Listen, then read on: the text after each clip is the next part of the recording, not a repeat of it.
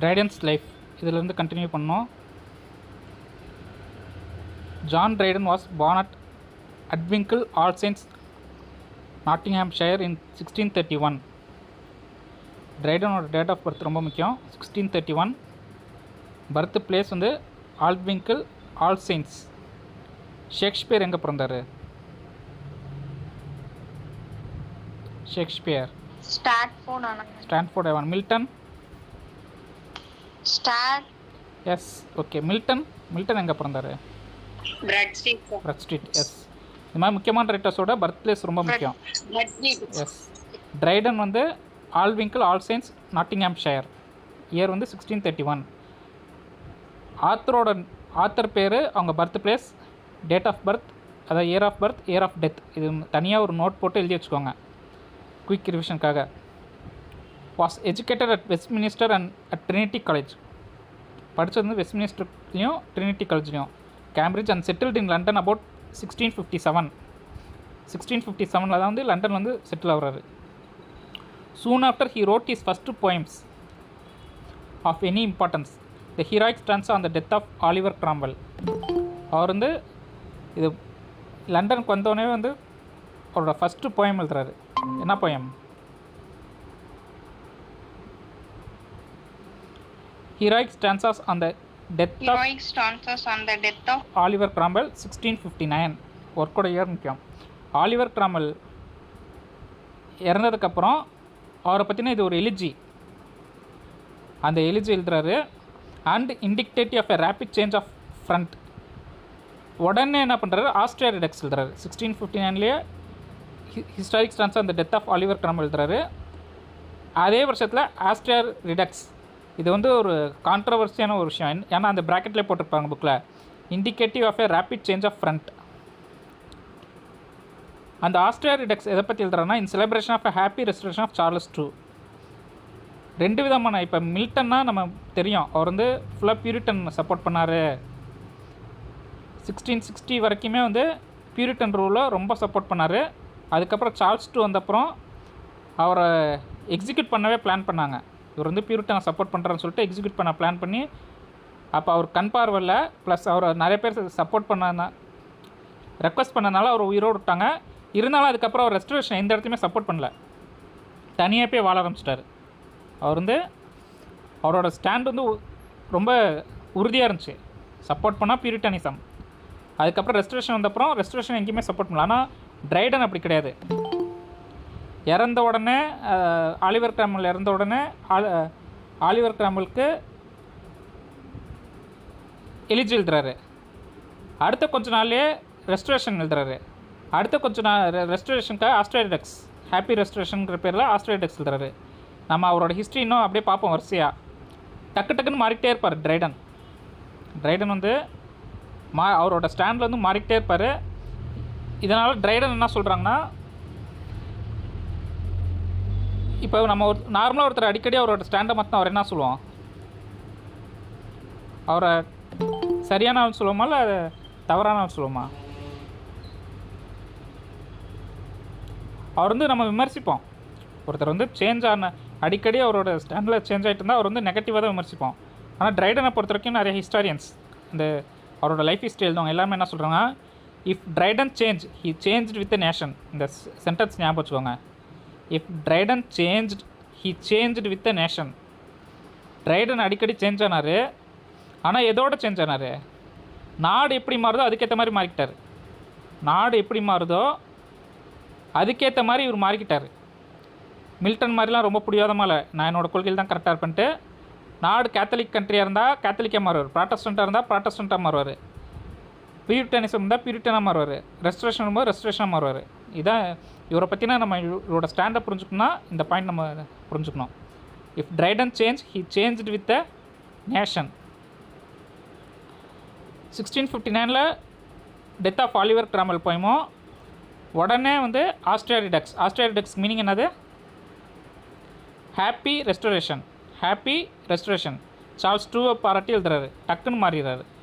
In 1663 he began to work for the stage, which was then the only profitable field for anyone who had to depend for his livelihood. அவர் வந்து 1663 தான் வந்து play எழுத ஆரம்பிக்கிறாரு. நம்ம வந்து ட்ரைடனோட ப்ளேவை நம்ம எப்படி புரிஞ்சுக்கலாம் அப்படின்னா, அவரோட இப்போ நம்ம மில்டன் பார்த்தோம்ல, மில்டனுக்கு வந்து ஃபஸ்ட்டு வந்து அவர் வந்து போயம்ஸ் இயர்லி போயம்ஸ் எழுதுறாரு. அப்புறம் வந்து காலேஜ் டைமில் கொஞ்சம் போயம்ஸ் எழுதுறாரு. அது வந்து இம்மெச்சூர் போயம். அப்புறம் அது செகண்ட் பீரியட் என்னது, மில்டனோட செகண்ட் பீரியட் எஸ். அதுக்கப்புறம் தேர்ட் பீரியட் வந்து ஆர்டன் பீரியட்ல வந்து போயம்ஸ் எழுதுறாரு. தேர்ட் பீரியட்ல வந்து ப்ரோஸ் எழுதுறாரு. Fourth period mature poems paradise last மாதிரி எழுதுறாரு. அதே மாதிரி நம்ம வந்து ட்ரைடனுக்கும் நம்ம பிரிச்சுக்கலாம்.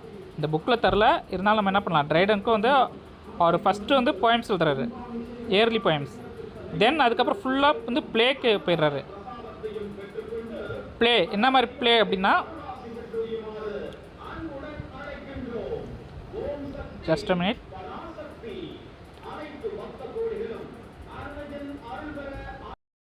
இவர் வந்து இவரோட செகண்ட் பீரியட் நம்ம புக்கில் தரலனாலும் நம்ம அண்டர்ஸ்டாண்டிங்காக வச்சுக்கலாம். இவர் வந்து ஃபஸ்ட்டு போயம்ஸ் எழுத ஆரம்பிக்கிறார், அப்புறம் வந்து ப்ளே எழுத ஆரம்பிக்கிறார். எதனால் அப்படின்னா, இந்த காலகட்டத்தில் ரெஸ்டரேஷன் பீரியடில் ஒருத்தர் வந்து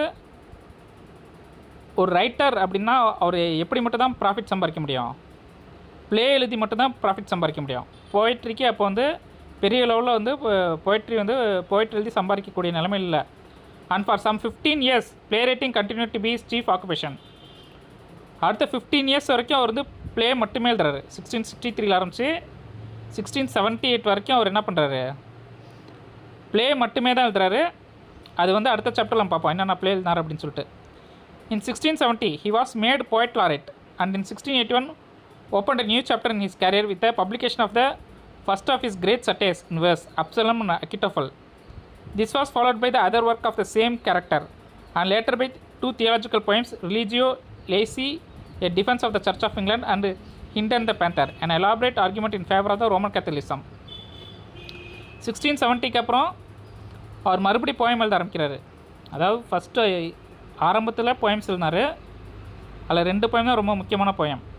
என்னென்னு பார்த்தோன்னா, ஆலிவர் கிராம்பலோட stanzas on the death of Oliver Cromwell, second Astraea Redux. இந்த 2 போயம் ரொம்ப முக்கியமான போயம். அதுக்கப்புறம் 15 years ப்ளே எழுதுறாரு. ஒன்ஸ் அகேன் 1670 வந்து அவர் போய்ட் லாரெட்டம், ஹி பிகேம்ஸ் எ போய்ட் லாரெட். அந்த இயர் முக்கியம். ட்ரைடன் எப்போ வந்து போய்ட் லாரெட்டாக ஆனார் அப்படின்னு கேட்பாங்க. Who is the first poet laureate in England? இங்கிலாண்டோட ஃபஸ்ட்டு போய்ட் லாரெட் யார்? எஸ், ட்ரைடன் தான் ஃபஸ்ட்டு போய்ட் லாரெட். ஆனால் பென் ஜான்சன் அப்படின்னு ஒரு சில இடத்துல குழப்பியிருப்பாங்க. அவர் தான் அன்அஃபிஷியலாக போய்ட் லாரெட். அது வந்து நம்ம எக்ஸாமில் அதை அக்செப்ட் பண்ண மாட்டாங்க. ட்ரைடன் தான் ஃபஸ்ட்டு போய்ட் லாரெட். ஒரு சில புக்ஸில் வந்து பென் ஜான்சனும் போய்ட் லாரெட்டாக இருந்த மாதிரி கொடுத்துருப்பாங்க. அது வந்து அஃபிஷியல் கிடையாது. ட்ரைடன் தான் ஃபஸ்ட்டு அஃபிஷியல் போய்ட் லாரெட். அதுக்கப்புறம் 1681 வந்து அவர் வந்து சட்டையர் எழுத ஆரம்பிக்கிறார். ஃபஸ்ட்டு போயம், அப்புறம் ப்ளே, தென் சட்டையர். ட்ரைடன் வந்து சட்டையருக்கு வந்து ரொம்ப ஃபேமஸ். அவரோட மோஸ்ட் ஃபேமஸ் ஒர்க்ஸ் எல்லாமே சட்டையர் தான். அந்த சட்டையரில் வந்து ரொம்ப ஃபேமஸ்னு பார்த்தா Absalom and Achitophel. This was followed by other work of the same character. இதுக்கப்புறம் இன்னும் அப்சலம் அக்கிட்டோஃபல் மாதிரி இன்னொரு சட்டையர் வருது. என்ன சட்டையர் அது? அது தரல, இந்த புக்கில் பேர் தரல. அப்சலம் அக்கிட்டோஃபல், தென் மெக்ஃப்ளக்கோனி. 2 சட்டையர் ஒரு ஃபேமஸ் சட்டையர். ஒன்று அப்சலம் அக்கிட்டோஃபல், செகண்ட் சட்டையர் வந்து மெக்ஃப்ளக்கோனி. இந்த 2 சட்டையர் ஒரு ஃபேமஸான சட்டையர். தென் 1682 வந்து ரிலீஜியஸ் போயம் எழுதுறாரு, தியாலஜிக்கல் போயம். ஒன்று ரிலீஜியோ lazy, another one Hindon the panther. ரிலீஜியோ lazy வந்து சர்ச் ஆஃப் இங்கிலாண்டை சப்போர்ட் பண்ணி எழுதுறாரு. ரிலீஜியோ லேசி வந்து சர்ச் ஆஃப் இங்கிலாண்டை சப்போர்ட் பண்ணி எழுதுறாரு 1682. வித்தின் 5 years, அதாவது 1687 ஹிண்டன் த பேந்தர் ரோமன் கேத்தலிக்ஸை சப்போர்ட் பண்ணி எழுதுறாரு. நான் ஏற்கனவே சொன்னேன்ல, டக்குன்னு ஒரு ஸ்டாண்டை மாற்றிக்கிட்டே இருப்பார். 1682 ரிலீஜியோ லேசின்னு சொல்லி சர்ச் ஆஃப் இங்கிலாண்டை சப்போர்ட் பண்ணி எழுதுறாரு. 1687 ரோமன் கேத்தலிக்ஸை சப்போர்ட் பண்ணி ஹிண்டன் த பேந்தர் எழுதுறாரு. இதில் கொஷின் கேட்கலாம், அவரோட ரிலீஜியோ லேசி எதை சப்போர்ட் பண்ண போயம், ஹிண்டன் த பேந்தர் எதை சப்போர்ட் பண்ண போயம் அப்படின்னு சொல்லி கேட்கலாம். ரிலீஜியோ லேசி எதை சப்போர்ட் பண்ணி எழுதியிருக்காரு? Church of England. Hind and the Panther. Hind and the பேந்தரில் ரோமன் கேத்தலிசம். இல்லை இன்னொரு கொஸ்டின் கேட்க வாய்ப்பு இருக்குது. த ஹிண்ட் வந்து எதை குறிக்கும், த பேந்தர் வந்து எதை குறிக்கும்? த ஹிண்ட் வந்து எதை குறிக்கும், த பேந்தர் வந்து எதை குறிக்கும் அப்படின்னு சொல்லி கேட்கலாம். ஹிண்டு வந்து ரோமன் கேத்தலிக் சர்ச், பேந்தர் வந்து சர்ச் ஆஃப் இங்கிலாந்து. ஹிண்டு வந்து ரோமன் கேத்தலிக் சர்ச்சையும், இந்த பேந்தர் வந்து சர்ச் ஆஃப் இங்கிலாண்டு குறிக்கும். இந்த போயத்தில் வந்து அவர் ரோமன் கேத்தலிக்ஸை சப்போர்ட் பண்ணுறாரு. எதனாலனா கண்ட்ரியும் ரோமன் கேத்தலிக் கண்ட்ரியாக இப்போ சேஞ்ச் ஆயிடுச்சு. அதனால தான் ரூலர்ஸ் வந்து ரோமன் கேத்தலிக் ரூலர்ஸ் அப்போ ஆட்சி பண்ணுறாங்க. அதனால் ஒரு ரோமன் கேத்தலிக்காக சேஞ்ச் ஆகிட்டார். கிங் எப்படி இருக்காரோ அதுக்கேற்ற மாதிரி டக்குனு இவர் தன்னை மாற்றிக்குவார். கிங்குக்கு எதிர்த்து சண்டை போட்டுலாம் இருக்க மாட்டார். கிங் எப்படி இருக்காரோ அதுக்கேற்ற மாதிரி இவர் என்ன பண்ணிக்காரு, மாற்றிக்கார். பியூரிட்டானிசம் இருந்த வரைக்கும் பியூரிட்டானிசத்தை சப்போர்ட் பண்ணார். ரெஸ்டரேஷன் வந்த உடனே சார்லஸை சப்போர்ட் பண்ண ஆரம்பிச்சிட்டாரு. ப்ரொட்டஸ்டன்ட் கண்ட்ரியாக இருந்த வரைக்கும் ப்ராட்டஸ்டானிசத்தை சப்போர்ட் பண்ணார். கேத்தலிசம் வந்த உடனே என்ன பண்ண ஆரம்பிச்சிட்டாரு, கேத்தலிசத்தை சப்போர்ட் பண்ண ஆரம்பிச்சிட்டாரு.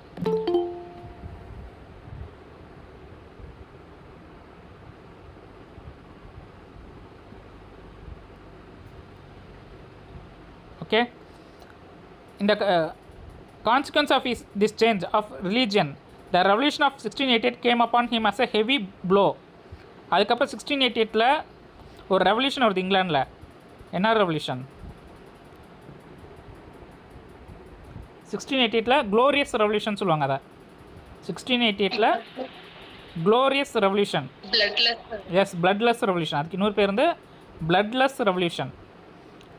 அந்த ரெவல்யூஷன்னால் மறுபடி கிங் மாறுறாங்க, ரூலர்ஸ் மாறுறாங்க. அவங்க ப்ராட்டஸ்டன்ட் கிங்ஸ். அதனால் அவருக்கு அது மறுபடியும் இவருக்கு பிரச்சனை வருது. இப்போ தான் கேத்தலிக்காக மாறி இருக்காரு, திரும்ப ப்ராட்டஸ்டன்ட் கிங் வந்தனால அவருக்கு வந்து பிரச்சனை வருது. He lost his position of poet laureate and all hopes of official recognition now being destroyed. Devoted himself for his remaining years to literature with praiseworthy courage and industry. அதுக்கப்புறம் வந்து அவர் கம்ப்ளீட்டாக வந்து political ரெகக்னிஷனையோ official ரெகக்னிஷனோ தேடாமல் ஃபுல்லாக poetry ரைட்டிங்கில் அவரை dedicate பண்ணுறாரு. இதுக்கப்புறம் தான் அவர் வந்து மிக முக்கியமான ஒர்க்ஸ்லாம் எழுத ஆரம்பிக்கிறார். 1688 அப்புறம் he produced 5 more plays. Translation of Juvenal 1688 அப்புறம் 5 plays ப்ரொடியூஸ் பண்ணுறாரு. Translation of Juvenal. Juvenal means Juvenal. Translation of Juvenal, Persins and Virgil and a volume of fables.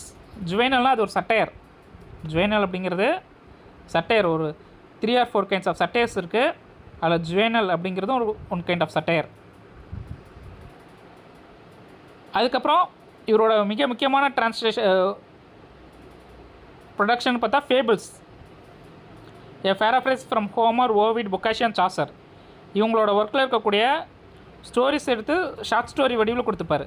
Homer, Ovid, Boccaccio, Chaucer இவங்க ஒர்க்கை ட்ரான்ஸ்லேட் பண்ணி சாசரோட ஒர்க்கில் இருக்க stories, அந்த 24 ஸ்டோரிஸ்லாம் எழுதியிருப்பார்ல, அந்த ஸ்டோரிஸை இவரோட நடையில் இவர் கொடுத்துருப்பாரு. அதுக்கு முன்னாடி ஒரு இன்ட்ரடக்ஷன் எழுதியிருப்பார். அது வந்து ரொம்ப இம்பார்ட்டண்டான ஒரு லிட்ரரி கிரிட்டிசம். ஃபேபிள்ஸ்க்கு முன்னாடி அவர் கொடுத்த அந்த இன்ட்ரொடக்ஷன் அது ஒரு important criticism. These were published in November 1699. 6 months later in May 1700 he died. இவர் டேட் ஆஃப் பர்த் ஈஸியாக ஞாபகம் வச்சுக்கலாம். 1631 to 1700.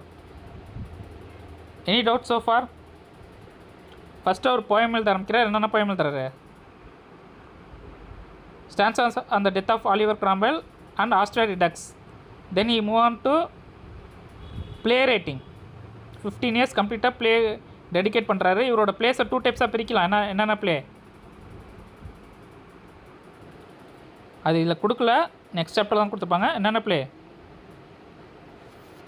ஹீராயிக் plays and blank verse plays. இவரோட ப்ளே வந்து 2 டைப்ஸாக பிரிக்கலாம். என்னென்ன play? Heroic play and blank verse play.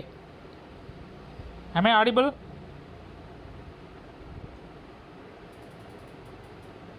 Yes sir. Okay. Heroic plays and blank verse play. அதுக்கப்புறம் வந்து அவர் வந்து சட்டையர் எழுத ஆரம்பிக்கிறாரு. அதில் வந்து அப்சலம், அக்கிட்டோஃபல், மேக்ஃபெக்கோனி இதெல்லாம் வந்து ரொம்ப முக்கியமான satire. Then Religio Laici, Hind and the Panther, இதெல்லாம் வந்து தியாலஜிக்கல் போயம்ஸ். ரிலிஜியோ லேசியில் சர்ச் ஆஃப் இங்கிலாந்து சப்போர்ட் பண்ணுறாரு. ஹிண்ட் அண்ட் த பேந்தரில் ரோமன் கேத்தலிக்ஸை சப்போர்ட் பண்ணுறாரு. தென் 1688 இவருக்கு கேத்தலிக்காக மாறும்போது கண்ட்ரி என்ன ஆயிடுச்சு, ப்ராட்டஸ்டன்ட் ரூலர்ஸ் வரதுனால ஒன்ஸ் அகெயின் அவரால் மறுபடியும் சேஞ்ச் ஆக முடியல. அப்போ அதனால் அவர் வந்து ஒரு போய்ட் லார்ட்ஷிப்பையும் இழக்கிறாரு. ஒரு பொலிட்டிக்கல் ரெக்கக்னிஷன் இழந்துட்டு கம்ப்ளீட்டாக ஒரு லிட்ரரி ப்ரொடக்ஷனில் ஃபோக்கஸ் பண்ணுறாரு. அப்போ தான் வந்து ஜுவெனல், பேரனைசஸ், வெர்ஜில் இவங்களோட ட்ரான்ஸ்லேஷன் ஃபேபிள்ஸ்லாம் எழுதுறாரு. ஓகே, இப்போ ட்ரைடன்ஸோட போய்ட்ரி நம்ம வந்து பார்ப்போம். Of Dryden's work in prose and the drama we shall speak in our next chapter. இவங்களே சொல்லிட்டாங்க அவரோட ப்ரோஸும் ட்ராமாவும் நெக்ஸ்ட் சாப்டரில் பார்ப்போம். இந்த சாப்டரில் பொறுத்தவரைக்கும் poetry. Here we have to deal only with his verse. As a poet he ripened very slowly. இவரோட poetry production எப்படி இருக்குன்னா, ஃபஸ்ட்டு அவர் எழுதினதெல்லாம் இம்மெச்சூர் போயம்ஸ். அப்படியே கொஞ்சம் கொஞ்சமாக அவர் வந்து அவரோட poetry வந்து மெச்சூர் ஆகுது. மில்டனுக்கும் அப்படி தான் நம்ம பார்த்தோம். ஃபஸ்ட்டு அவர் எழுதின போயம்ஸ்லாம் இம்மெச்சூர் போயம்ஸ். அவரோட காலேஜ் டேஸில் அவர் எழுதின போயமில் வந்து ஒரே ஒரு போயம் தான் மெச்சூர் போயம்னு சொல்கிறாங்க. அதுக்கப்புறம் ஹாட் அண்ட் பீரியடில் ஒரு 4 போயம்ஸை தான் சொல்கிறாங்க. அதே மாதிரி ட்ரைடனை பொறுத்த வரைக்கும் அவர் ஆரம்ப காலத்தில் இருந்த போயம்ஸ் எல்லாமே எப்படி இருக்குது, இம்மெச்சூராக இருக்குது. ஏஜ் கூட அவரோட மெச்சூரிட்டி லெவல் கூடுது. ஹிஸ் ஃபஸ்ட்டு போயம் எலிஜி அந்த death of young Lord Hastings written at 18 is almost incredibly bad. இவர் யாரோட டெத்தை பற்றி ஃபஸ்ட்டு எலிஜி எழுதினார் அப்படின்னு சொல்லி கொஸ்டின் கேட்கலாம். யார்? Lord Hastings. அவரோட ஃபஸ்ட்டு எலிஜி வந்து லார்ட் ஹேஸ்டிங்ஸ் 18th ஏஜில். அதுக்கப்புறம் வந்து ஆலிவர் கிராம்வெல் பற்றின ஒரு எலிஜி எழுதுறாரு. ஆலிவர் கிராம்வெல்க்கான ஒரு எலிஜி இஸ் ஹீராயிக் ஸ்டான்சாஸ். அந்த எலிஜி வந்து ஹீராயிக் stanzas return at 27. Though they contain a few fine lines and images are crude and bombastic. அந்த poem எப்படி இருக்குன்னா, even though it has some fine lines and images, it is crude and bombastic. இந்த மாதிரியான அட்ஜெக்டிவ்ஸ்லாம் கேட்கலாம் எக்ஸாமில். ஹீராயிக் ஸ்டான்சாஸோட கேரக்டரிஸ்டிக்ஸ்னா இல்லை heroic stanza எப்படி இருந்துச்சு, க்ரூட் அண்ட் பம்பாஸ்டிக் அது மாதிரி கொடுத்துட்டு இன்னும் வேறு ஒரு 3 ஆப்ஷன் கொடுத்து கொஷின் கேட்கலாம். அதனால் ஞாபகம் வச்சுக்கோங்க ஹீரோயிக் ஸ்டான்ஸாஸ் எப்படி இருக்கு according to Hudson. Though it contains a few lines and images, it is crude and bombastic. For the time being, he was greatly influenced by Cowley, whom he afterwards described as the darling of my youth. ட்ரைடனே சொல்கிறாரு darling of my youth அப்படின்னு சொல்லிட்டு கவுலியை சொல்கிறாரு. இதுவும் கொஷினில் கேட்கலாம் எக்ஸாமில். According to Dryden, who is his darling of his youth? யார்? Cowley. Dryden யாரை ட்ரைடன் யாரை the darling of the youth அப்படின்னு சொன்னார் அப்படின்னு கேட்கலாம். கவுலி. இவருக்கு வந்து மிகப்பெரிய இன்ஃப்ளூயன்ஸ் வந்து கவுலி தான் போய்ட்ரி ரைட்டிங்கை பொறுத்த வரைக்கும். ட்ரைடனுக்கு அவரோட யங் ஏஜில் அவரோட இளமை காலத்தில் அவருக்கு மிகப்பெரிய இன்ஃப்ளூயன்ஸ்னு பார்த்தா Cowley. And as a result all the characteristic absurdities of the metaphysical school abound in this early works. அதனுடைய விளைவாக அவருக்கு வந்து அவரோட போய்ட்ரியில் ஃபுல்லாக அந்த மெட்டபிசிக்கல் ஸ்கூலுக்கே உரிய அப்சூடிட்டிஸ் நிறைய காணப்பட்டது. ஏற்கனவே நான் நிறைய டைம் சொல்லியிருக்கேன், ஒரு சிக்மண்ட் ஃப்ராய்டு வந்து ஒரு தியரி சொல்லியிருக்காரு. அந்த தியரியில் வந்து அவர் என்ன சொல்கிறார், நிறைய ரைட்டர்ஸ் வந்து ஃபஸ்ட்டு தே ஆர் ரீடர்ஸ். பெரும்பாலான ரைட்டர்ஸ் அவங்க எப்படி இருப்பாங்கன்னா ரீடர்ஸாக இருப்பாங்க. அவங்க ஏதோ ஒரு போய்ட்டு வந்து பயங்கரமாக இன்ஃப்ளூயன்ஸ் பண்ணுவாங்க. ரொம்ப இன்ஃப்ளூயன்ஸ் பண்ண நம்மளும் இதே மாதிரி எழுதணும் அப்படின்னு சொல்லிட்டு இமிட்டேட் பண்ண ஆரம்பிப்பாங்க. இப்போ ட்ரைடனை பொறுத்த வரைக்கும் அவர் யாரை இமிட்டேட் பண்ணுறாரு? He imitates Cowley. Cowley imitate பண்ணி எழுத ஆரம்பிக்கிறாரு. அதனால தான் அந்த மெட்டபிசிக்கல் போய்ட்ரிக்கே உள்ள கேரக்டரிஸ்டிக்ஸ் எல்லாமே இவரோட ஏர்லியர் போயம்ஸ்லேயும் காணப்படுது. அப்புறம் கொஞ்சம் நாளாக ஆக இவங்களுக்கே அந்த நம்ம இமிட்டேட் பண்ணுறோம் அப்படிங்கிறது ரொம்ப வெறுப்பாயிடுமா. அந்த அவங்களோட இன்ஸ்பிரேஷன் மேலே வெறுப்பாயிட்டு இவங்க என்ன பண்ண இருப்பாங்க, கொஞ்சம் நாள் கழிச்சு தான் அவங்களோட ஒரிஜினல் ரைட்டிங்கை கொண்டு வருவாங்க அப்படின்னு சொல்லிட்டு சிக்மண்ட் ஃப்ராய்டு சொல்கிறாரு. அதே போல் தான் என்ன பண்ணுறாங்க, ட்ரைடன் ஆரம்ப காலத்தில் கவுலியை இமிட்டேட் பண்ணுறாரு. அப்புறம் கொஞ்சம் நாள் கழிச்சு சொந்தமாக எழுத ஆரம்பிக்கிறாரு. இது நம்ம சாசருக்கு அப்ளை ஆகும். சாசர் ஃபஸ்ட்டு யாரை இமிட்டேட் பண்ணார்?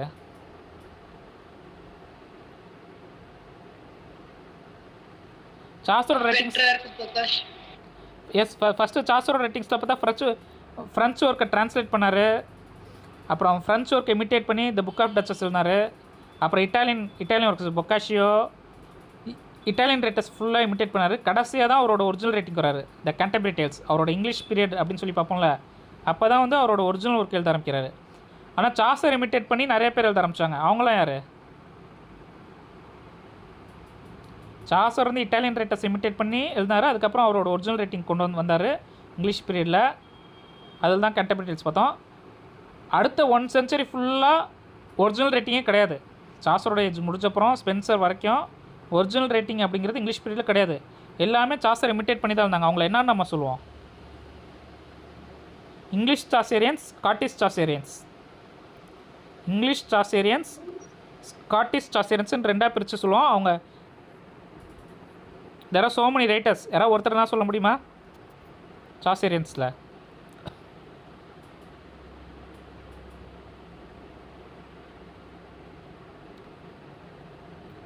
You have to study a lot.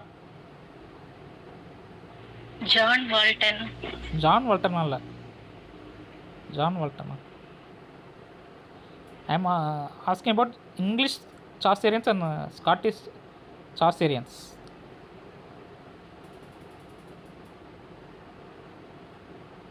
John Barber. John Barber அவர் சாசேரியன் கிடையாது. John barber is a biographer. Bruce அப்படிங்கிற ஒரு ஒர்க் எழுதினார். ஓகே, நீங்கள் ரெஃபர் பண்ணிட்டு எனக்கு மெசேஜ் போடுங்க. ஸ்காட்டிஷ் சாசேரியன்னு சொல்லி ஒரு 4 or 5 ரைட்டர்ஸ் இருக்காங்க. இங்கிலீஷ், அதாவது முக்கியமான ரைட்டர்ஸ் நான் சொல்கிறேன். அவங்க ஒர்க்ஸோடு நீங்கள் படிச்சுக்கிறது நல்லது. சிலபஸில் இல்லைன்னு சொல்லி விட வேணாம். தென் we will continue. They survive even in Annus Mirabilis, in which the writing of the 2 great events of the wonderful year, the war with Holland and the fire of London, he indulges from the time to time in the most fantastic conceits, as when for example he depicts the deity extinguishing the conflagration with a hollow crystal pyramid, precisely in the way in which he himself was accustomed to put out his own candle. அதுக்கப்புறம் 1667 வந்து anus mirabilis அப்படின்னு சொல்லிட்டு ஒரு work எழுதுறாரு. 1667 annus mirabilis. What is mean by annus mirabilis? Annus mirabilis அப்படின்னா wonderful இயர்னு அர்த்தம். Annus mirabilis அப்படின்னா ஒண்டர்ஃபுல் இயர். ஆஸ்ட்ரியா ரிடக்ஸ் அப்படின்னா ஹாப்பி ரெஸ்டரேஷன். இப்போ தான் பார்த்தோம். ஆஸ்ட்ரியா ரிடக்ஸ் அப்படின்னா ஹாப்பி ரெஸ்டரேஷன். ஆனஸ் மிராபிலிஸ் அப்படின்னா ஒண்டர்ஃபுல் இயர். நிறைய போயிட்ஸ் வந்து ஆனஸ் மிராபிலிஸ்ங்கிற பேரில் எழுதியிருக்காங்க போயமு. ஆனால் ட்ரைடனோட போயம் ரொம்ப ஃபேமஸ். ஆனஸ் மிராபிலிஸில் ட்ரைடனோட போயம் ரொம்ப ஃபேமஸ். 1667. ஆனால் இதில் ஒரு ஐரானிக்கில் என்ன இருக்குது அப்படின்னா, அந்த வருஷம் தான் 1666 தான் வந்து 2 மோசமான நிகழ்வு இங்கிலாண்டில் நடக்குது. என்னென்னா, த கிரேட் ஃபயர் ஆஃப் லண்டனில் தீப்பிடிச்சி நிறைய பில்டிங்ஸ் எரிஞ்சிருச்சு. ஹியூமன் டெத்து வந்து ரொம்ப கம்மியாக இருந்தாலும் ப்ராப்பர்ட்டி நிறைய டெஸ்ட்ராய் ஆயிடுச்சு. அப்புறம் த வார் வித் ஹாலண்ட், அது ஒரு மிகப்பெரிய ஒரு இங்கிலாண்டை பாதித்த ஒரு ஈவெண்ட். இந்த 2 ஈவெண்ட்டுக்கு அப்புறம் அவர் என்ன பண்ணுறாரு, அந்த இயரை ஒண்டர்ஃபுல் இயர் அப்படின்னு சொல்லிட்டு ஒரு போயம் எழுதுறாரு. இது கொஞ்சம் ஐரானிக்கலாக இருந்தாலும் அவர் வந்து அதை வந்து ஒரு பாசிட்டிவ் சைடாக எடுத்துக்கிறாரு. என்ன 2 ஈவெண்ட் அப்போ நடக்குது அப்படின்னா, the war with Holland, the fire of London. இது 2 நடக்குது. இது 2 ஒரு நெகட்டிவான ஒரு இன்சிடெண்ட்டாக இருந்தாலும் அதை அவர் பாசிட்டிவாக மாற்றி ஆனஸ் மிராபிலிஸ் அப்படின்னு சொல்லிட்டு 1667 எழுதுறாரு. இது ஃபுல்லாமே மெட்டஃபிசிக்கல் கேரக்டரிஸ்டிக்ஸாக இருக்குது. இந்த போயம் ஃபுல்லாமே மெட்டஃபிசிக்கல் கான்செப்ட்ஸ், ஒரு அன்ஈக்குவல் மெட்டஃபர், ஒரு லாஜிக்கே இல்லாத மெட்டஃபரை யூஸ் பண்ணி எழுதுறாரு. எப்படி அப்படின்னா, அந்த கிரேட் ஃபயர் அழிச்சதுக்கு ஒரு கம்பேரிஷன் கொடுக்குறாரு. ஒரு டேட்டி தான் வந்து அந்த ஃபயர் அழிச்சது அப்படிங்கிறத வந்து எதோட கம்பேர் பண்ணுறாருன்னா, ஒரு டேட்டி அழிச்ச மாதிரி கம்பேர் பண்ணுறாரு. ஹாலோ கிறிஸ்டல் பிரமிட் அந்த இமேஜரி வருது. தென் இவரோட கேண்டில் எப்படி அனுப்பார், அந்த மாதிரி அழிச்சாங்க அப்படிங்கிற ஒரு கம்பேரிஷன், ஒரு ஸ்ட்ரேஞ்சான ஒரு கம்பேரிசன் தராரு. இந்த ஸ்ட்ரேஞ்ச் கம்பேரிசன் யாரோட கேரக்டரிஸ்டிக்ஸ் அப்படின்னு பார்த்தா மெட்டாஃபிசிக்கல் போய்ட்ஸோட கேரக்டரிஸ்டிக்ஸ். அந்த மாதிரியான ஒரு ஸ்ட்ரேஞ்ச் கம்பேரிசனோட இந்த போயம் இருக்குது. But though its faults are numerous and glaring, the masculine vigour and the lucidity of the poem reveal an immense development in the writer's genius.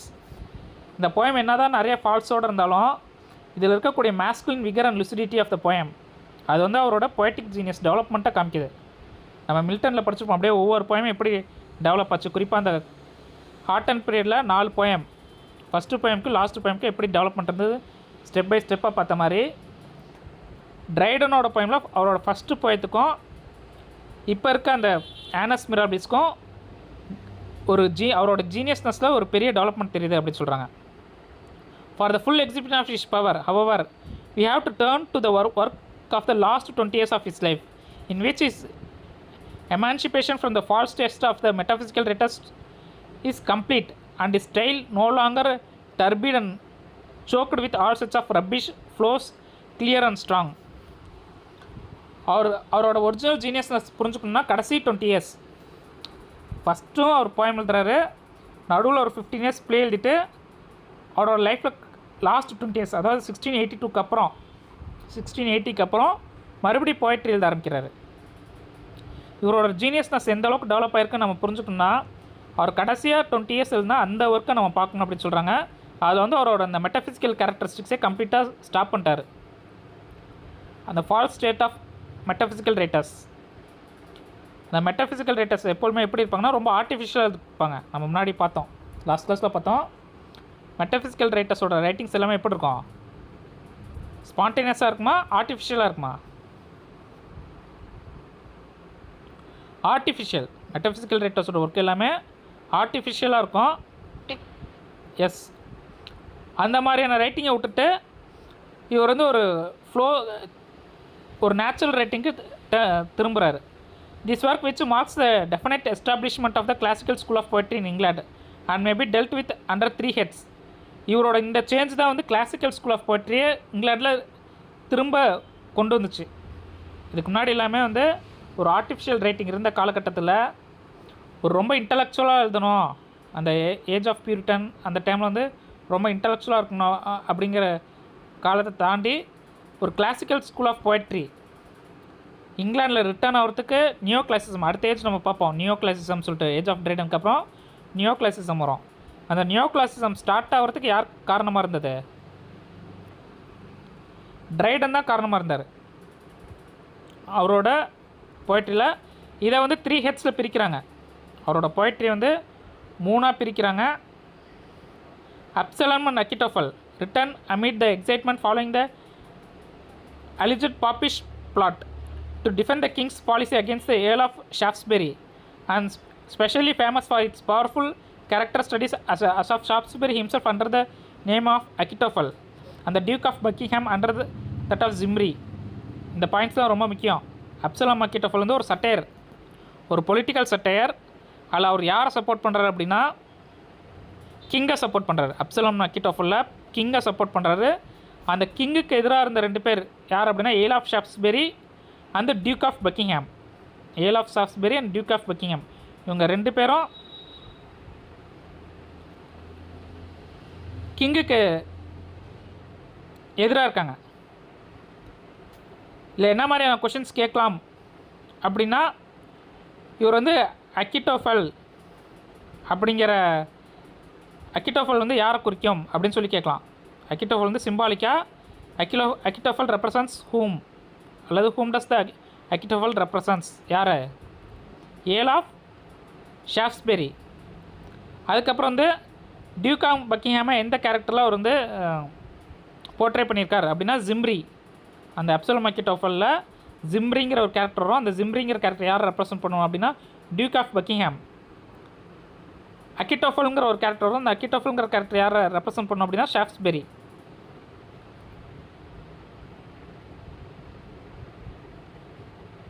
The medal a further incentive against ஷாப்ஸ்பெரி.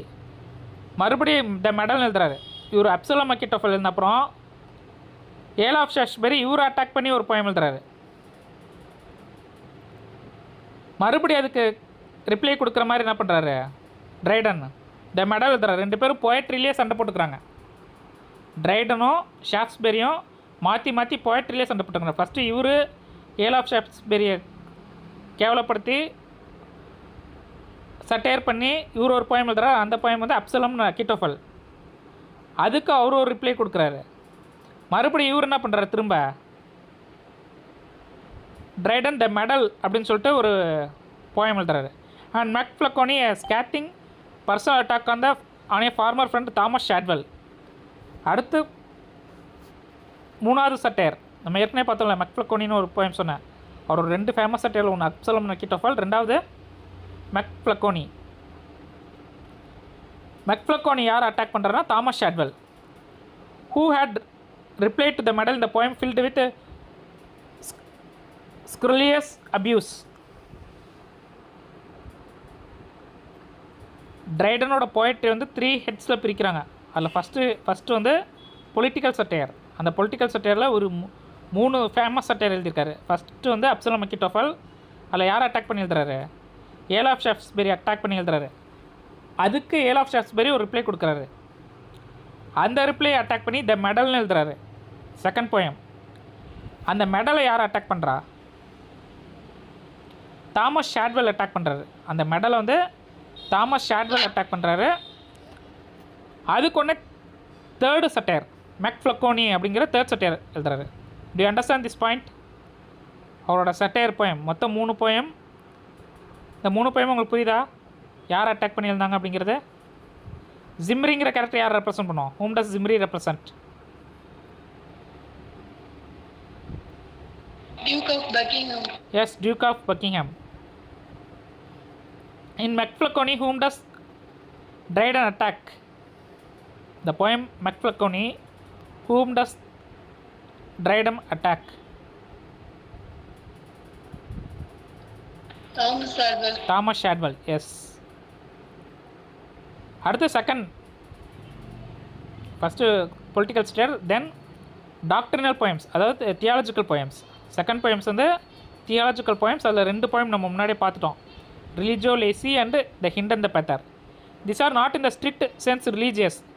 There is nothing devotional or spiritual about them. இந்த poem வந்து religious poem சொன்னாலும் இதில் வந்து எதுவுமே டிவோஷனலாவோ ஸ்பிரிச்சுவலாவோ கிடையாது. இந்த போயமில் வந்து devotional போயமோ spiritual போயமோ கிடையாது. They are theological and controversial. இது வந்து தியாலஜிக்கல் போயம். தியாலஜிக்கல்னால் ரிலீஜியஸாக இருக்குது. அதாவது ப்ராட்டஸ்டானிசமா, பியூரிட்டானிசமா, கேத்தலிசமா, அந்த மாதிரி கான்செப்டை தான் டிஸ்கஸ் பண்ணுறது இல்லையா கான்ட்ரவர்ஷியல் கேரக்டர்ஸை. ஸ்பிரிச்சுவல் ஐடியாலஜி எதுவுமே இதில் இல்லை. நம்ம சோலோட சால்வேஷனை பற்றியோ அல்லது பிப்ளிக்கல் கான்செப்டை பற்றியோ இதில் எதுவுமே கிடையாது. இது purely political and written as they are from 2 opposed points of view.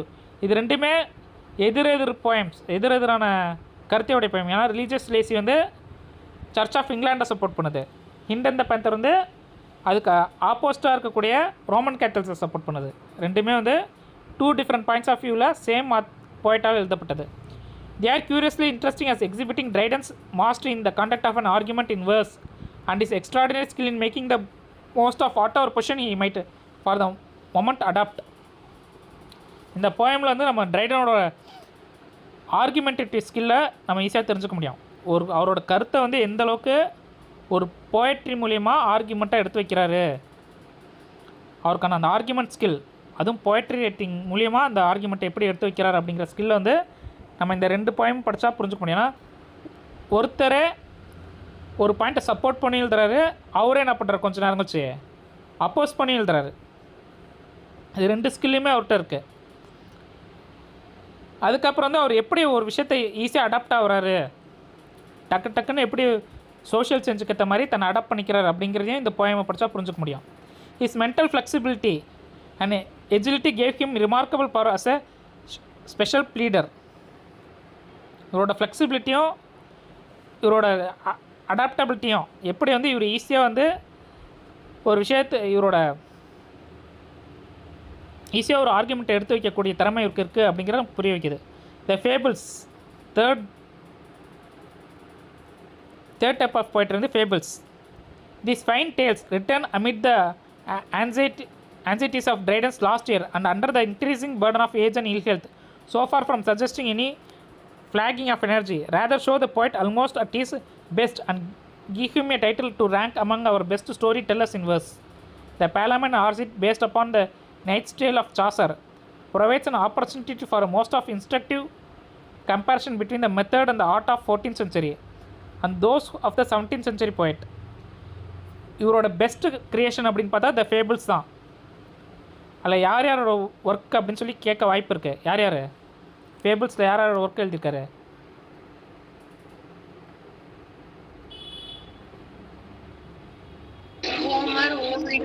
Omar, Ovid, Boccaccio, Chaucer. Yes, இங்கே 4 பேர்த்து கம்பேர் பண்ணி எழுதியிருப்பார். அது இன்ட்ரோடக்ஷன் நமக்கு அது சிலபஸில் இல்லை.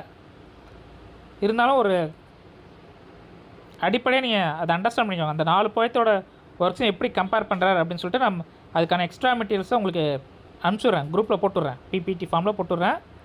ஒரு டைம் ரீட் பண்ணி தெரிஞ்சுக்கோங்க எப்படி அவர் இந்த 4 பேர்த்து கம்பேர் பண்ணுறாரு அப்படின்னு சொல்லிட்டு. இந்த ஃபேபிள்ஸில் ரொம்ப முக்கியமாக நமக்கு சொல்கிறது பார்லிமெண்ட் அண்ட் ஆர்சிட், கிங்ஸ் டேல், சாசரோட கேண்டபரி டேல்ஸில் அந்த நைட்ஸ் டேல். அந்த நைட்ஸ் டேலோட ஸ்டோரி தான் என்னது, பார்லிமெண்ட் அண்ட் ஆர்சிட். இந்த ஸ்டோரி நம்ம ஏற்கனவே ஏஜ் ஆஃப் சாசரில் படிச்சுக்கோம் டீட்டெயிலாக.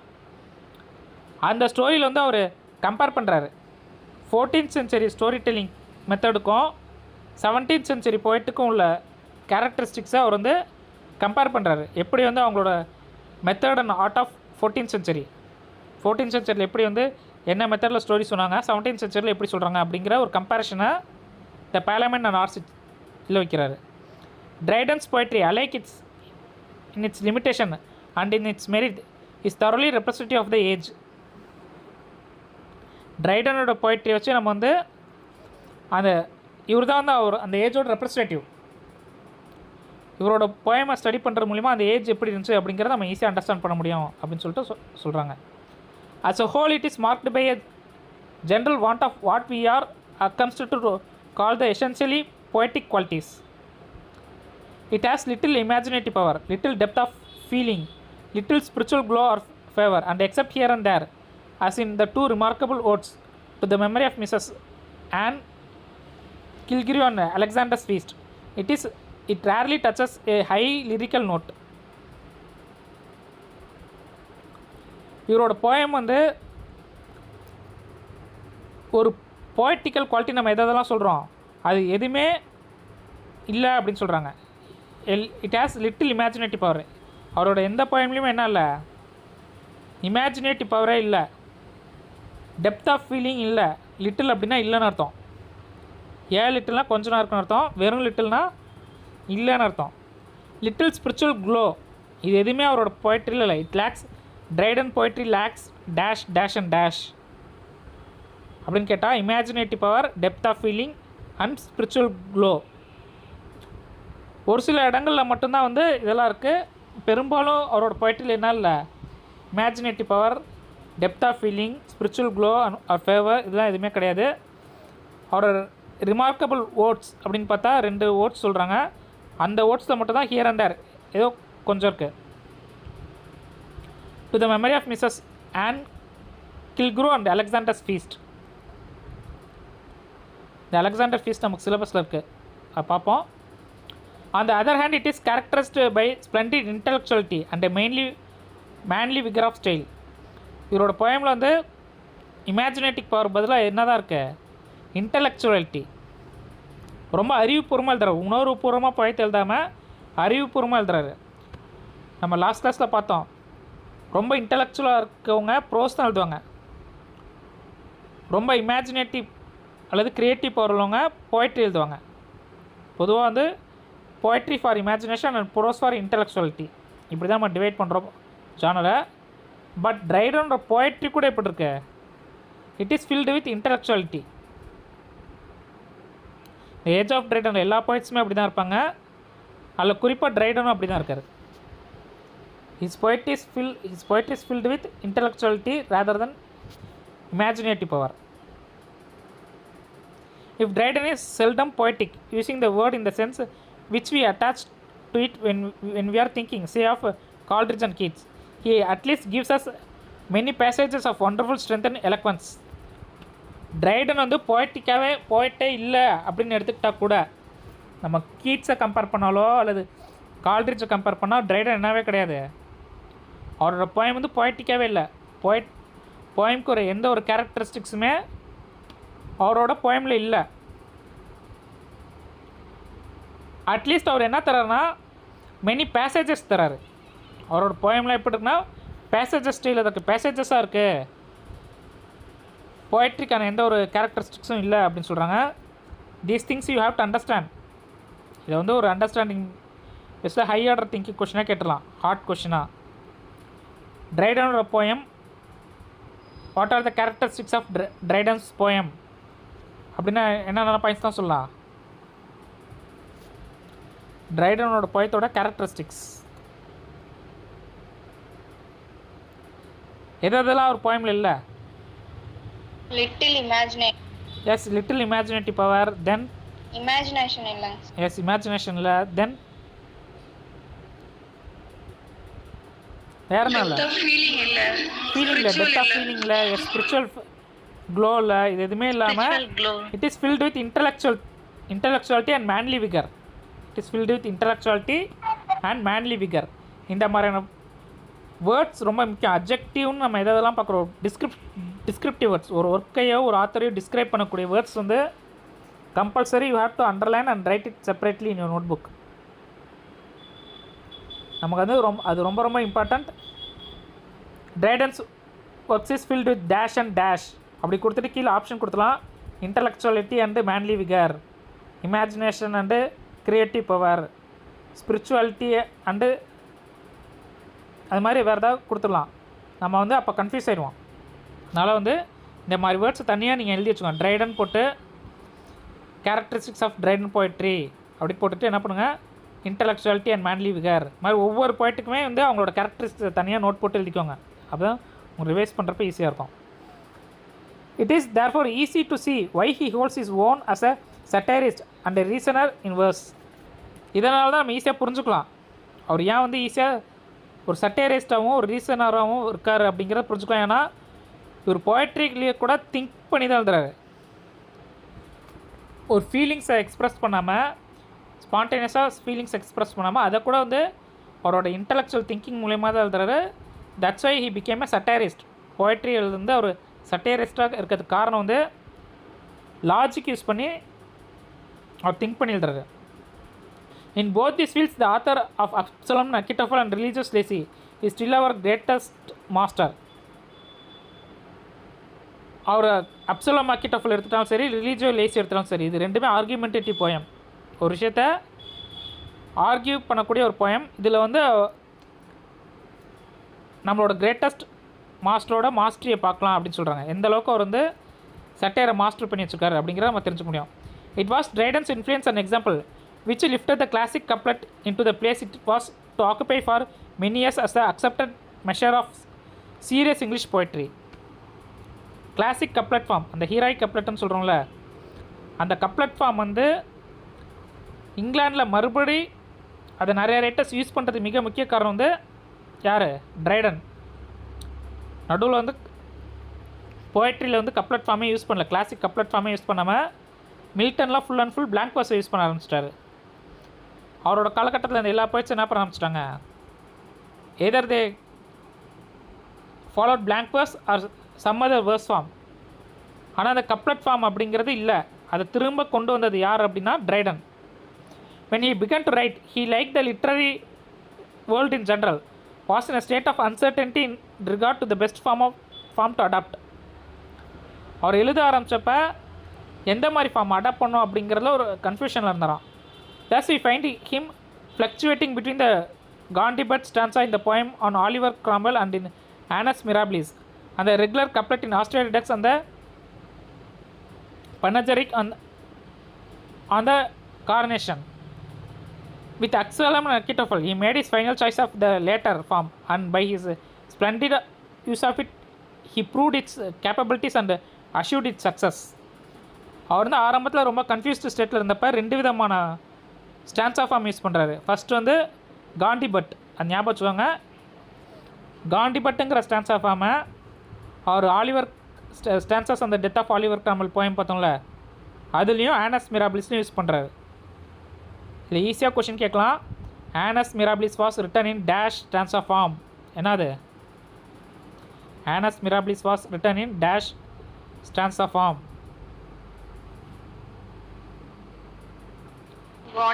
காண்டிபட். எஸ், காண்டிபட். Annus Mirabilis was published in dash year. எந்த இயர்?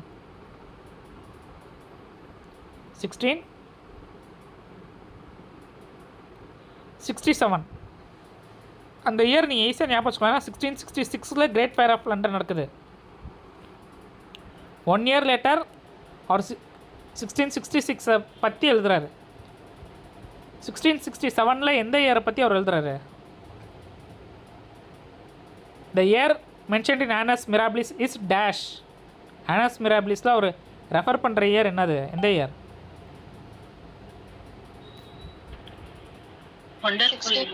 Yes, wonderful year. எந்த இயர் எக்ஸாக்டாக? எந்த இயர்? 1666 1667? 1666. அதை பற்றி அடுத்து அந்த இயர் முடிச்சப்புறம் அடுத்த இயரோட ஸ்டார்டிங்கில் போன வருஷம் ரொம்ப ஒண்டர்ஃபுல்லாக இருந்துச்சு, கிரேட் ஃபயர் ஆஃப் லண்டன் நடந்துச்சு, ஆனால் யாருக்குமே பெரிய அளவு இழப்பு இல்லை. கிரேட் ஃபயர் ஆஃப் லண்டன் இருந்தாலும் உயிரிழப்பு இல்லைங்கிறத அவர் ஃபோக்கஸ் பண்ணி எழுதுறாரு. நம்ம நினப்போம் என்னடா லண்டனில் தீ பிடிச்சிருக்கு அதை போய் ஒரு ஒண்டர்ஃபுல் இயர் எழுதுறான்ட்டு, ஆனால் உயிரிழப்பு இல்லைங்கிறது பாசிட்டிவ் எழுதுறாரு. அதே மாதிரி வார் ஆஃப் ஹாலண்ட் அது நடந்தாலும் அது வந்து பாசிட்டிவாக எடுத்து எழுதுறாரு. அதான் ஆனஸ் மிராபிலிஸ். நம்ம ஆனஸ் மிராபிலிஸ்ங்கிற டேர்ம் வந்து இன்னொரு இடத்துல யூஸ் பண்ணுவோம். நான் ஏற்கனவே அதை சொல்லியிருக்கேன். ஒவ்வொரு ஆத்தருக்கும் 2 விதமான கொஷின்ஸ் கேட்கலாம். ஒன்று, which is the masterpiece of Chaucer, which is the masterpiece of Shakespeare, which is the masterpiece of Milton, அந்த மாதிரி கொஷின் கேட்கலாம். இப்போ which is the masterpiece of Milton அப்படின்னா நம்ம என்ன சொல்லுவோம்? Masterpiece Paradise Lost. அவர் எழுதின ஒர்க்லேயே எது பெஸ்ட், அதான் வந்து மாஸ்டர் பீஸ். ஒரு ஆத்தர் எழுதின ஒர்க்லேயே எது பெஸ்ட்டோ அது வந்து மாஸ்டர் பீஸ்ன்னு சொல்லுவோம். அகெயின் இன்னொரு டைப் ஆஃப் கொஷின் எப்படி கேட்கலாம்? Which is annus mirabilis for Keats, இந்த மாதிரி ஒரு கொஷின் கேட்டிருக்காங்க. Which year is considered as annus mirabilis for Keats, இப்படி கேட்டால் நம்ம என்ன எழுதணும்? ஆனஸ் மிராபிலிஸ் ஃபார் கீட்ஸ் அப்படின்னா wonderful year for Keats. Keats அவரோட வாழ்க்கையிலேயே அதிகமான ஒர்க்கு பப்ளிஷ் பண்ண இயர் தான் என்னது? அவரோட ஆனஸ் மிராபிலிஸ். ஒரு சில ரைட்டர்ஸ்லாம் வந்து ஒரு குறிப்பிட்ட இயரில் மட்டும் நிறையா ஒர்க் பப்ளிஷ் பண்ணியிருப்பாங்க, மிச்ச இயரில் வந்து கம்மியான ஒர்க் பப்ளிஷ் பண்ணியிருப்பாங்க. அதுதான் வந்து அந்த ரைட்டருக்கான ஆனஸ் மிராபிலிஸ். கீட்ஸ்க்கு எது ஆனஸ் மிராபிலிஸ்? 1819. எஸ், 1819. கீட்ஸ்க்கு ஆனஸ் மிராபிலிஸ் வந்து 1819. அவரோட பெரும்பாலான ஒர்க் வந்து அந்த இயர் தான் பப்ளிஷ் பண்ணப்பட்டுச்சு. அதனால் அவருக்கான ஒண்டர்ஃபுல் இயர் வந்து 1890. இது மாதிரி நிறைய ஆத்தர்ஸ்க்கு ஆனஸ் மிராபிலிஸ் அப்படின்னு சொல்லிட்டு கேட்பாங்க. அதை ஞாபகம் வச்சுக்கோங்க. ஆனஸ் மிராபிலிஸ் அப்படின்னா ஒண்டர்ஃபுல் இயர். இந்த ஆனஸ் மிராபிலிஸையும் தென் ஆலிவர் கிராமல் ஸ்டான்சாஸ் அதையும் ஒரு காண்டிபட் ஸ்டான்ஸால் எழுதியிருக்காரு. அதுக்கப்புறம் ஆஸ்ட்ரியாரிடாக்ஸ், பெனஜெரிக், இதெல்லாம் வந்து அவர் வந்து ரெகுலர் கப்லட் ஃபார்மில் எழுதுறாரு. அந்த பெனஜெரிக் அப்படிங்கிறது எப்போ எழுதுனா கார்னேஷனில், சார்ல்ஸ் ஃபஸ்ட்டு கார்னேஷன் இருக்குல்ல, அவர் முடிசூட்டிட்ட சார்ல்ஸ் செகண்டோட கார்னேஷன், அவர் முடிசூட்டு விழாக்காக எழுதப்பட்ட போயம் தான் பெனஜெரிக். அந்த போயம் வந்து கப்லட் ஃபார்மில் இருக்குது. அதுக்கப்புறம் அப்சலம் அண்ட் அக்கிட்டோஃபல் 1682 அப்புறம் எழுதப்பட்ட எல்லா போயமுமே வந்து அவர் வந்து ஹீராய் கப்லட் ஃபார்மில் எழுதுறாரு. அதனால் ஹீராய் கப்லட் தான் வந்து ஃபேமஸான ஒர்க் அப்படி சொல்கிறாங்க. Okay, we will move on to next poet. Butler. Only one other poet of the period is important enough to detain us here, and he lives entirely on the strength of one work. இந்த பீரியடில் இவரை தவிர இன்னொரு போய்ட் சொல்லணும் அப்படின்னா அவர் யாருன்னா Buttler. ட்ரைடனை தவிர இன்னொரு ஃபேமஸ் போய்ட் சொல்லணும் அப்படின்னா சாமுவேல் பட்லர். அவருக்கும் ஒரே ஒரு ஒர்க்கு தான் ரொம்ப ஃபேமஸாக இருக்குது. சாமுவேல் பட்லருக்கு ஒரே ஒரு ஒர்க்கு தான் ரொம்ப ஃபேமஸான ஒர்க்கு. என்ன ஒர்க்குன்னு பார்த்தா Hudibras. This is Samuel Butler 1612 to 1680. அவரோட லைஃப் ஸ்பேனை ஞாபகம் வச்சுக்கோங்க. 1612 to 1680. Samuel Butler, author of famous Hudibras, the 3 parts of which were published in 1663, 1664 and 1678. அந்த ஹியூடிப்ராஸ் போயத்தை வந்து 3 பார்ட்ஸாக பப்ளிஷ் பண்ணுறாரு. ஃபஸ்ட்டு பார்ட் வந்து 1663, செகண்ட் பார்ட் வந்து 1664, தேர்ட் பார்ட் வந்து 1678. A satire on the Puritans, Hudibras instantly hit the taste of the time and by its popularity greatly stimulated the general reaction against the saints and their cause. இவர் வந்து ஹிடிப்ராஸ் வந்து ஒரு satire. It's a satire. எதுக்கு எதிரான சட்டையர்னா பியூரிட்டனுக்கு எதிரான ஒரு satire form எழுதுறாரு. ரொம்ப ஃபேமஸ் ஆயிடுது அந்த ஒர்க்கு. எதால்னா ரெஸ்டோரேஷன் பீரியடில் எல்லாருமே எதுக்கு அகேன்ஸ்டாக இருந்தாங்க? ரெஸ்டோரேஷன் பீரியடில் ஒட்டுமொத்த பாப்புலேஷனும் பியூரிட்டன்ஸ்க்கு அகேன்ஸ்டாக இருந்தாங்க. அதனால தான் அவங்க பியூரிட்டன் சொன்ன எந்த மாரல் வேல்யூஸையும் ஃபாலோ பண்ணல. பியூரிட்டன் சொன்ன எந்த ஒரு ஸ்பிரிச்சுவல் திங்கிங்கும் அவங்களுக்கு இல்லை. எல்லாமே பியூரிட்டனுக்கு அகேன்ஸ்டாக இருக்காங்க. அந்த மாதிரி டைமில் சாமுவல் பட்லர் ஹியூடிப்ராஸ் அப்படிங்கிற ஒரு ஆன்டி பியூரிட்டன் சட்டையர், அதாவது ஆன்டி பியூரிட்டன் திங்கிங் உள்ள ஒரு சட்டையர் எழுதுறாரு. அது ரொம்ப ஃபேமஸ் ஆகிடுது. ஃபேமஸ் ஆனதுக்கப்புறம் அதுக்கு அகேன்ஸ்டாக ஒரு ரியாக்ஷன் வருது. என்ன அப்படின்னா, இப்போ நம்ம பியூரிட்டனை கேவலப்படுத்தியிருந்தால் அந்த பியூரிட்டன் திங்கிங்லாம் என்ன பண்ணுவாங்க? நம்ம திங்கிங் அட்டாக் பண்ணுவாங்களே, அந்த மாதிரி இவங்க திங்கிங் அட்டாக் பண்ணி செயின்ஸ் அட்டாக் பண்ணி எழுத ஆரம்பிக்கிறாங்க. The machinery of the poem is obviously fashioned upon Don Quixote for like what wonderful Spanish burlesque romance. It tells of the misadventures of a knight and his squire and the knight's ill fortunes of love. இது ஒரு question கேட்கலாம். ஹிடிப்ராஸ் எதை base பண்ணி எழுதப்பட்டது? Hudibras is based on dash work. Don Quixote யாரோட work? என்ன work? Don Quixote. Yes, அந்த Don குவிக்ஸ்டோவில் வந்து ஒரு ஸ்பானிஷ் பர்லெஸ்க்கு அவரோட ட்ராவலை பற்றி சொல்லியிருப்பாங்க. அதை இமிட்டேட் பண்ணி இவர் என்ன பண்ணுறாரு, இவரும் அந்த டான் குவிக்ஸ்டோவில் ஒரு நைட்டும் ஒரு ஸ்கொயரும் இருப்பாங்க. அதே மாதிரி ஹியூடிப்ராஸ்லேயும் ஒரு நைட்டும் ஒரு ஸ்கொயர் இருக்காங்க. அவங்களோட ட்ராவலையும் அவங்களோட இல் ஃபார்ச்சூன்ஸை பற்றி அவர் எக்ஸ்பிளைன் பண்ணுறாரு. அதை பேஸ் பண்ணி எழுதுக்காரு. The two central figures the author holds up to contempt two contrasted representative of the Puritanism. The Presbyterian, Hudibras himself, being a military enthusiast who, though unconsciously a good deal of hypocrite, is not consciously insincere, while his attendant Rolfo is a vulgar canting impostor who merely assumes the mask of virtue of his own profit. இல்லை 2 விதமான characters இந்த ஒர்க்கில் வருது. இதை ஞாபகம் வச்சுக்கோங்க. ஹட்சன் புக்கை பொறுத்தவரைக்கும் ரொம்ப ரேராக ஒரு சில ஒர்க்கை வந்து அவர் எக்ஸ்பிளைன் பண்ணியிருப்பார். அதில் வந்து கொஷின்ஸ் வரும். நம்ம ஏஜ் ஆஃப் சார்ஸரில் வந்து நைட் ஸ்டேயில் வந்து அவர் அதோட ஸ்டோரியை கொடுத்துருந்தார், பேலமன் அண்ட் ஆர்சைட். அது மாதிரி ஒரு சில ஒர்க்ஸோட ஸ்டோரியை வந்து டீட்டெயிலாக கொடுத்துப்பார். டீட்டெயில் மீன்ஸ் கொஞ்சம் அதோட ஹிண்ட்டு அதெல்லாம் படிச்சுக்கோங்க. ஹியூடிப்ராஸை பொறுத்தவரைக்கும் 2 கேரக்டர் இருக்காங்க. ஹியூடிப்ராஸ் அப்புறம் வந்து அவரோட அட்டண்டன்ட் வந்து ரால்ஃபோ. ஹியூடிப்ராஸ் எப்படிப்பட்டவர் அப்படின்னா ஒரு மிலிட்ரி என்தோசியஸ்ட். அவர் வந்து military enthusiast though unconsciously a good deal of hypocrite. அவர் வந்து ஒரு அன்கான்ஷியஸாக ஒரு ஹைப்போக்ரைட்டாக இருக்கார். தெரிஞ்சே நடிக்கலை. ஹியூடிப்ராஸ் வந்து தெரிஞ்சே நடிக்கலை. அவர் அறியாமையாக அவர் எப்படி இருக்கார்? ஒரு ஹிப்போக்ரைட்டாக இருக்கார். Is not consciously insincere. அவர் வேணும்னே இன்சின்சியராக இருக்குன்னு நினைக்கல. அவர் சின்சியராக இருக்க தான் நினைக்கிறாரு, பட் அன்கான்சியஸ்லி இன்சின்சியராக இருக்கார். ஆனால் அவரோட அட்டண்டன்ட் வந்து அப்படியே கான்ட்ராஸ்ட்டாக இருக்கார். அவர் வெளியில் ரொம்ப நல்ல மாதிரி நடிச்சுக்கிட்டு உள்ளுக்குள்ளே எப்படி இருக்காருன்னா ஒரு வல்கராக ஒரு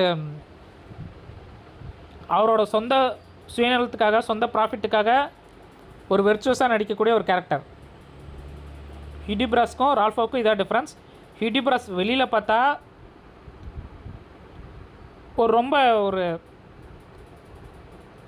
இன்சின்சியர் கேரக்டர் தெரிகிறாரு. வெளியில் பார்க்குறது இன்சின்சியர் கேரக்டர் தெரிகிறாரு. ஆனால் உள்ளுக்குள்ளே வந்து சின்சியராக இருக்கார். அவர் வேணும்னே இன்சின்சியராகவும் இல்லை. வெளியில் பார்வைக்கு தான் இன்சின்சியராக இருந்தாலும் அடிப்படையில் ஒரு நல்ல மனுஷனாக இருக்கார். ஆனால் ரால்ஃபை வந்து அதுக்கு ஆப்போசிட்டாக வெளியில் ரொம்ப விர்ச்சுவஸாக காமிச்சிக்கிறான், ஆனால் உள்ளுக்குள்ளே எப்படி இருக்கான், மோசமானவனாக இருக்கான். The story begins with an attempt of this two to put down a bear baiting which involves them a tremendous conflict with the rabble and leads to their being set by the heels in the parish talks. This is the most amusing portion of the book. Other incidents follow which keep up the interest till well on into the second part. அவங்க ரெண்டு பேரும் ஒரு pier பைட்டிங்கை stop பண்ணுறதுக்காக போராடுறாங்க. அது அவங்களுக்குள்ள ஒரு conflict ஏற்படுத்திடுது. இந்த ஸ்டோரி வந்து ஃபர்ஸ்ட் பார்ட் 16 என்ன சார் மீனிங் என்ன? நான் அதை பார்த்து எக்ஸ்பிளைன் பண்ணுறேன். கரெக்டாக தெரில. I will check it and tell you. Okay sir, thank you. இது வந்து அவங்களோட செகண்ட் பார்ட். இந்த ஃபஸ்ட்டு பார்ட் முடிச்சப்பறம் அதோட கண்டினியூஷன் வந்து செகண்ட் பார்ட். அதை வந்து இன்ட்ரெஸ்டிங்காக கொண்டு போகுது. But after the story lapses, the rest of the poem is composed of odds and ends of epistles, digressions and satiric tirades. To modern taste, Hudibras is far too long. Some of its best passages suffer from prolixity, and too much space is given into the discussion of various points of Puritan casuistry. இதோட இந்த story முடிச்சப்பறம், இந்த story வந்து second பார்ட்டில் தான் continue ஆகுது. But இந்த story முடிச்சப்பறம் அந்த poem எதை நோக்கி போகுது, அந்த ஹிடிபராஸ் ஃபஸ்ட் பார்ட் எதை நோக்கி போகுது அப்படின்னா, எபிசோட்ஸ், டிக்ரெஷன்ஸ் அண்ட் சட்டாரிக் டைரேட்ஸ். இந்த ஃப்ரேசஸ்லாம் ஞாபகம் வச்சுக்கோங்க. நிறைய அந்த பியூரிட்டன் சம்மந்தமான டிஸ்கஷன்ஸ்க்கு கொண்டு போகுது. பியூரிட்டன் சம்மந்தமான டிஸ்கஷன், பியூரிட்டனை சட்டையர் பண்ணி, பியூரிட்டன் திங்கிங்கை சட்டையர் பண்ணி கொண்டு போகுது. அது ஒரு மாடர்ன் கான்டெக்ஸ்ட்டில் பார்த்தா ஹிடிபராஸ் எப்படிப்பட்ட போயம், மாடர்ன் கான்டெக்ஸ்ட்டில் இது வந்து ஒரு இன்ட்ரெஸ்டிங்கான போயம் கிடையாது. இப்போ ஒரு மாடர்ன் ரீடர்ஸ்க்கு அது வந்து ஒரு சுவாரஸ்யமான போயம் கிடையாது. It is for too long. எதனால் அப்படின்னா, ரொம்ப நீளமான போயம், ரொம்ப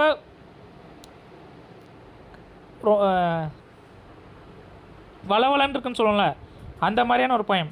and too much space is given in its discussion of various points of Puritan காசிஸ்ட்ரி.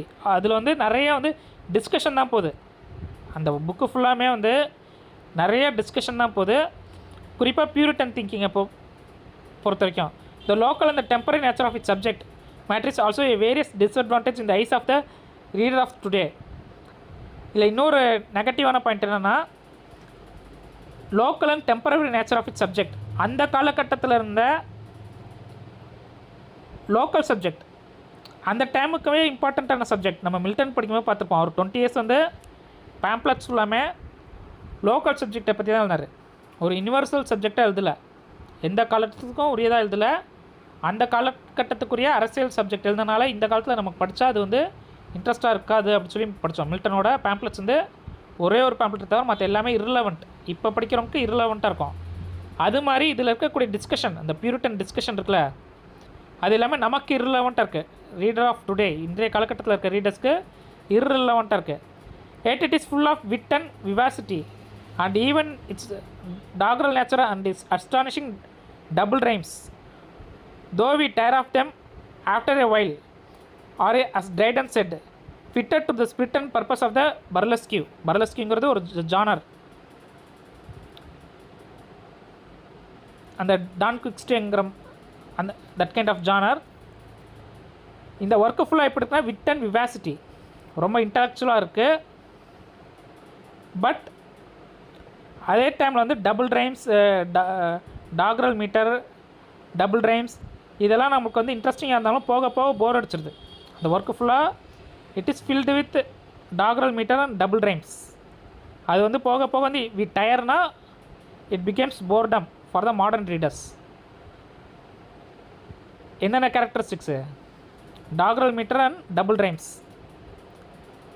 It has with vivacity, இது ரெண்டு பாசிட்டிவான விஷயம். டாக்ரல் மீட்டர் அண்ட் டபுள் ரைம்ஸுங்கிறது, even though it is interesting, it becomes boredom after a while.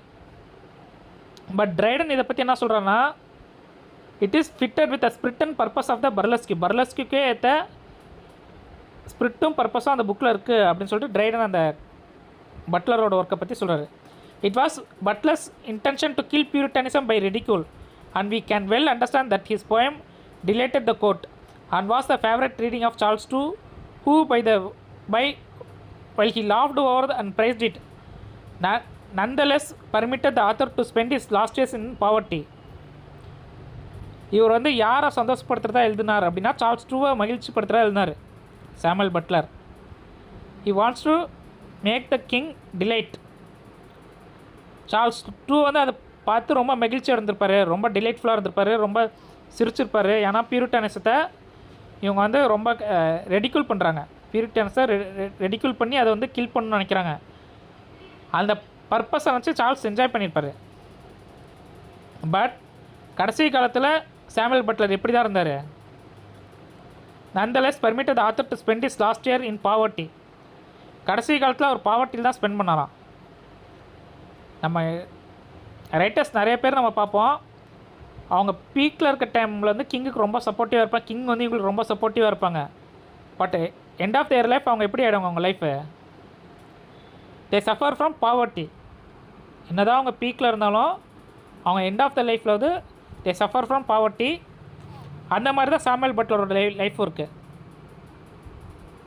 வேறு யார் life அது மாதிரி பார்த்தோம்? வேறு யார் வந்து எண்ட் ஆஃப் த லைஃப் ரொம்ப பாவர்ட்டியில் சஃபர் ஆனது? Do you remember any writers?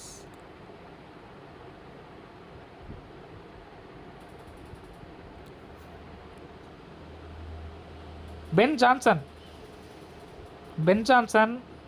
Then even Chaucer for some time he suffered from poverty. சாசருமே அவரோட not the end of the life, அதுக்கு முன்னாடி 1399 வந்து அவர் வந்து ஒரு பெரிய மேன்ஷன் வாங்குறாரு, அந்தளவுக்கு ரிச் ஆகிட்டார். பட் பிஃபோர் 1399 அவர் வந்து கொஞ்ச நாளைக்கு வந்து ரொம்ப சஃபர் ஆகிறாரு. அவரோட லைஃப்பில் வந்து பாவர்ட்டியில் சஃபர் ஆகிறாரு. During the time of Richard two காலகட்டத்தில் ரொம்ப சஃபர் ஆகிறாரு. பென் ஜான்சன் சஃபர் ஆகிறாரு. நிறைய ரைட்டர்ஸ் அவங்க லைஃப்பில் கடைசி காலகட்டத்தில் சஃபர் ஆனாங்க, இன்க்ளூடிங் ஸ்பென்சரும். அவர் அயர்லாண்டு விட்டு அயர்லாண்டில் அவரோட கேஸ்ட்லாம் எரிச்சப்பறம் அவர் என்ன பண்ணுறாரு? பாவர்ட்டியில் சஃபர் ஆகிறாரு. அது மாதிரி Samuel பட்லரும் during the last years of his life he suffered from poverty. It need hardly be added, however, that we are not to take Butler's picture of Puritanism as complete and final. It is mere caricature. He saw only the extravagance and the charlatanism which were of course often associated with Puritanism, but its greatness and strength, the elements which rendered it so important in the making of history, he could not or would not see, or at least he gave them no recognition in his work. நம்ம பியூரிட்டானிசத்தை ஒரு portray பண்ணியிருக்க விதத்தை கம்ப்ளீட்டாக ஃபைனலாக எடுத்துக்கூடாது, அது உண்மை நம்ம எடுத்துக்கூடாது. சாமுவல் பட்லர் வந்து பியூரிட்டானிசத்தை ஒரு ரெடிக்யூல் பண்ணியிருக்கத நம்ம அதுதான் வந்து ஃபைனல் அப்படின்னு எடுத்துக்கூடாது. அவங்களோட எக்ஸ்ட்ராவேகனிசம் அதெல்லாம் ஓரளவு உண்மையாக இருந்தாலுமே பியூரிட்டானிசத்துக்குன்னு ஒரு கிரேட்னஸ், ஒரு ஸ்ட்ரென்த் இருக்குது. அந்த ஹிஸ்ட்ரியிலே நம்ம எப்போ இங்கிலீஷ் ஹிஸ்ட்ரியை படித்தாலும் பியூரிட்டானிசத்தை தவிர்த்துட்டு படிக்க முடியாது, பியூரிட்டானிசத்தை ஒதுக்கிட்டு படிக்க முடியாது. அந்தளவுக்கு வந்து பியூரிட்டானிசம் அப்படிங்கிறது இங்கிலீஷ் ஹிஸ்ட்ரியில் ஒரு முக்கியமான பங்கு வகிக்குது. அதை இவர் ஒதுக்கிட்டு அதோட கிரேட்னஸை ஒதுக்கிட்டு அவர் எழுதுனதை நம்ம வந்து அப்படியே எடுத்துக்க தேவையில்ல அப்படின்னு சொல்கிறாங்க.